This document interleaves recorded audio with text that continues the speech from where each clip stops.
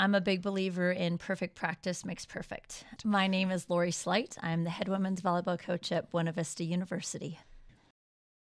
We have a unique group where we practice hard, but when that match, we step on that court, there is a little switch that flips with a lot of these kids, I think, because they came from pretty competitive high schools and game time to them is a big thing.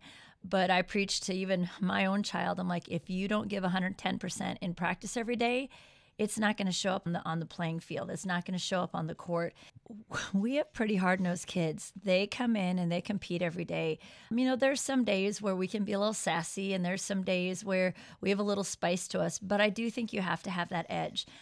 I truly love this group of young women. These ladies come in, they work hard, they train hard, they push hard, and I think that's really been a key to their success. And I say their success because they're the ones. I can put together a practice, but they've got to be the ones who are efficient and effective in it.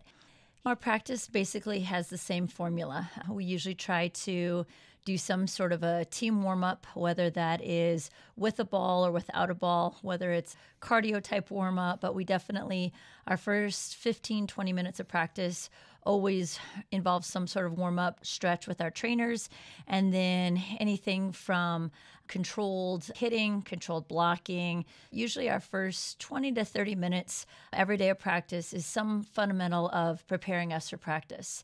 We then go into anywhere, depending on if we are prepping for a match. We might do some strategical things. Some days it's just plain old skill work.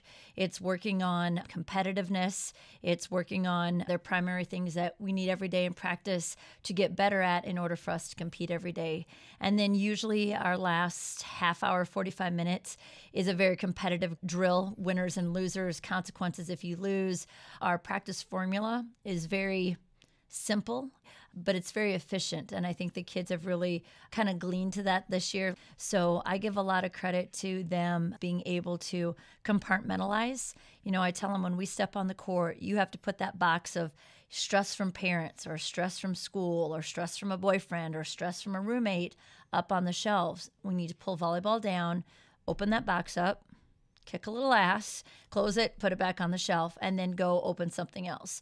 So they do a really good job that when we come in, we work hard for an hour and a half to 2 hours every single day.